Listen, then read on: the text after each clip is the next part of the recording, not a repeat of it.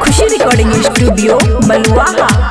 हे रे हमारा छोरी कैला दोसर से सगाई रे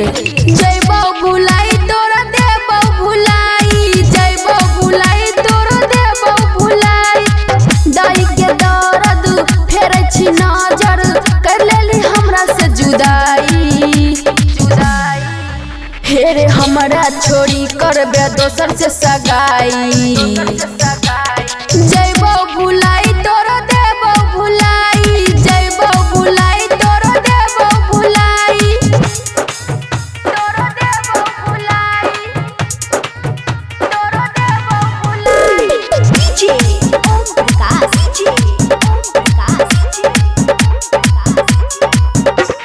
झूठो के सपना देखलही रे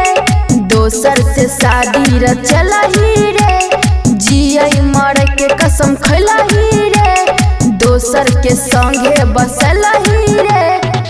गिरे छे झर झर अखिया से आंसू देली तू हमरा कनाई हे रे हमरा छोरी करबे दोसर से सगाई जैबो भुलाई तोरा देबो भुलाई जैबो भुलाई तोरा देबो भुलाई जैबो भुलाई जैबो भुलाई डीजे ओम प्रकाश जैबो भुलाई तोरा देबो भुलाई कहे छोरानी असुमिर तीरे तोरा से कर छो विनती रे कहे छो खुशी असुमिर तीरे तोरा से कर छो विनती रे राइटर साजन बिहारी दिहे तू खत के जलाई